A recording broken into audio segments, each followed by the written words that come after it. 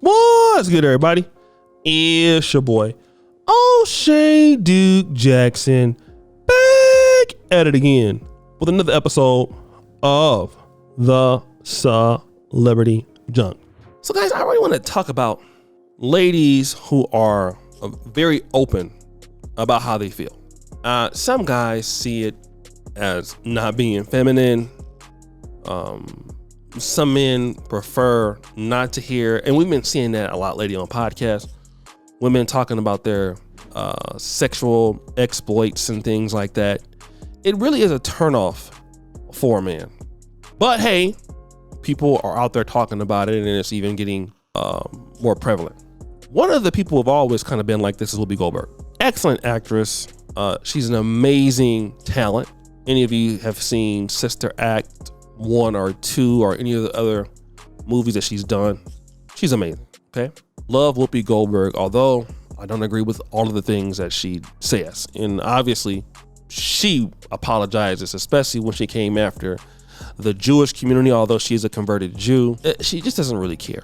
And on The View, she was talking about this particular article that correlated a person's ability to be good in bed with narcissistic tendencies. I would play it, but you'll get the copyright. And she said this: listen, a good hit and run is a good hit and run. 90% of the time, I'm not there for conversation. Okay? One man is not enough for most women.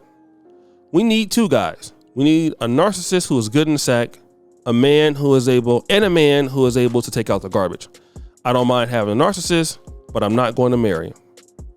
But great for that night. This isn't the first time that she's been open about her exploits, but this is amazing to obviously hear some of the red pill truth that she's talking about.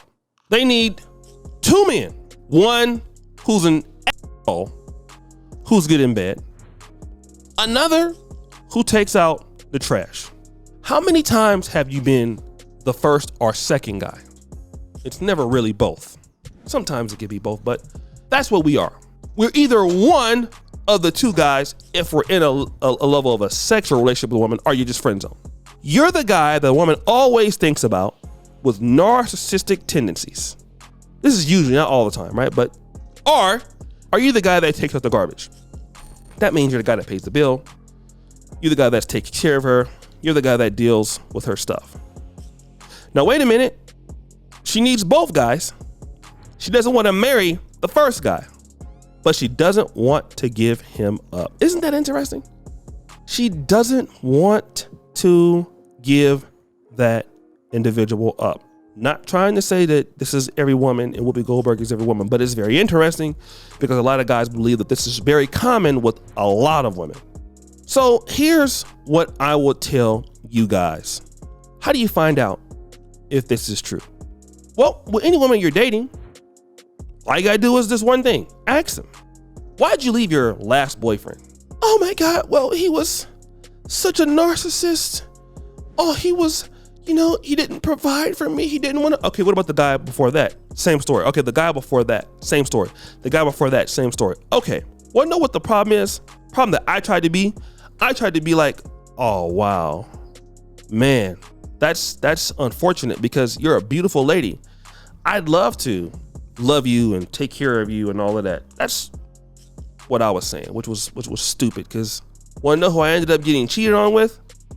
Yeah, the second guy, the first guy, right? The guy who doesn't do anything, but I'm the guy taking care of everything else, right? They're not going to give that guy up. A lot of people.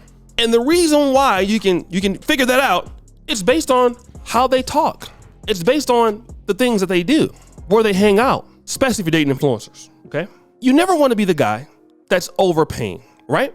Because if you're going to overpay for something, it better be goddamn good. Like Patrick Mahomes. Some can say that's overpaying, but he gave him 3 Super Bowl MVPs. You don't want to be the guy paying for something that has no value, because they end up leaving you for that kind of guy in the first place. Whenever they say they dealt with narcissistic guys, they're good in bed, but they won't marry them, that means they're never going to give the guy up. So you want to know what you do? Go deal with him.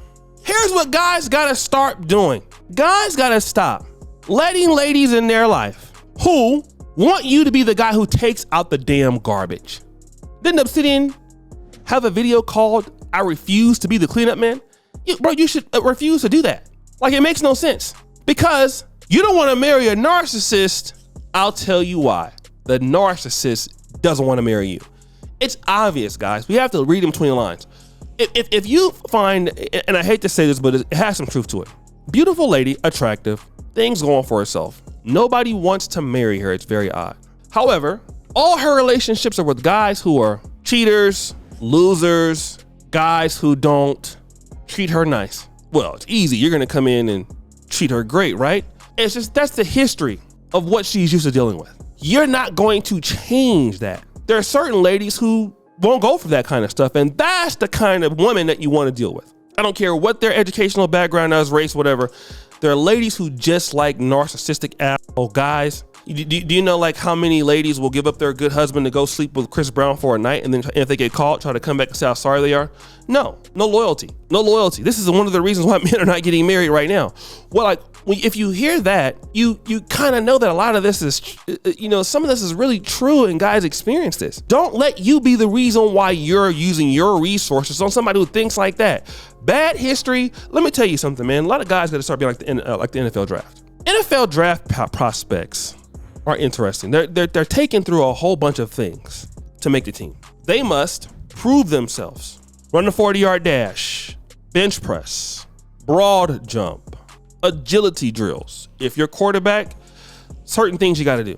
Interviews. Then let's talk to the character of the person, the college coach, the quarterback coach of the college.